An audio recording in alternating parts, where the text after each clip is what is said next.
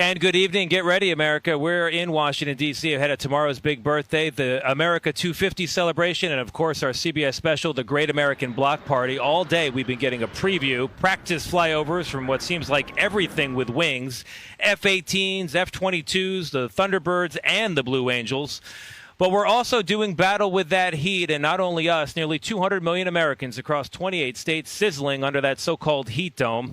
The pursuit of happiness goes on, however, and we've got it covered from every angle tonight, including security preps right here in D.C. But we're going to start with that heat. Senior transportation correspondent Kris Van Cleave is over at Reagan National Airport, not far from here. Kris, how's it feel? Good evening.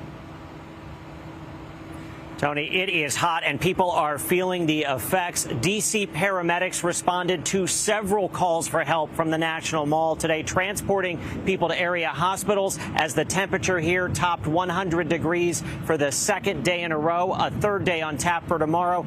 But the Independence Day celebrations continue.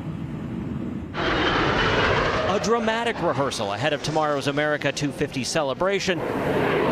An impressive display of military air power practicing flyovers of the nation's capital, wowing onlookers braving the triple-digit heat. I look like I just got done playing pickup basketball, but it's because of how much I'm sweating, but it's worth it.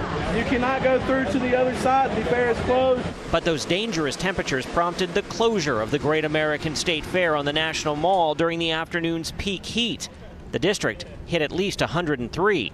In Philadelphia, it was 104. The city canceled a planned America 250 parade. In Raleigh, North Carolina, the city broke a record, hitting 102.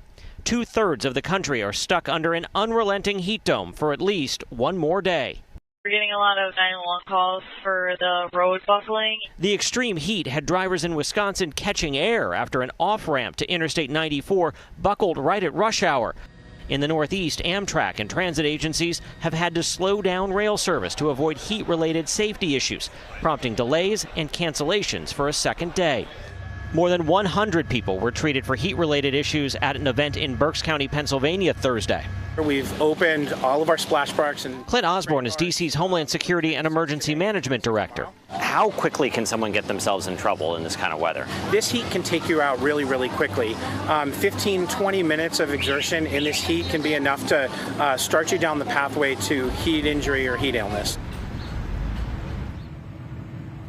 All of the flyovers tomorrow will force Reagan National Airport to shut down at noon, and we are just hearing about a Delta flight in the Chicago area that reported to air traffic controllers it was struck by lightning in a severe storm there. The pilots telling controllers passengers smelled smoke, but there were no injuries. The plane has safely diverted to Indianapolis. Our Rob Marciano is tracking all of the severe weather all across the country. Rob?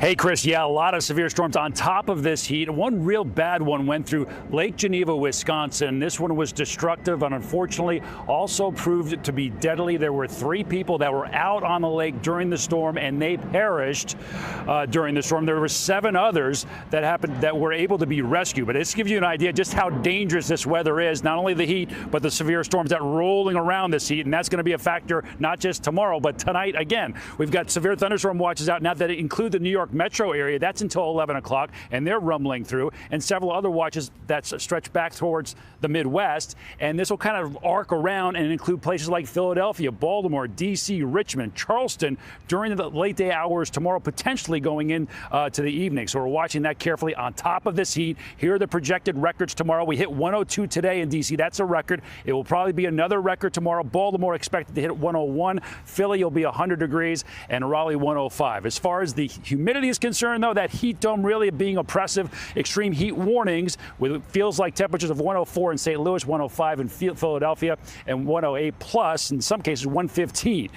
Very humid. Regardless of storms, the eastern half of the country, only comfortable spot is across the west, but here in the east, it will be oppressive through July 4th. Tony?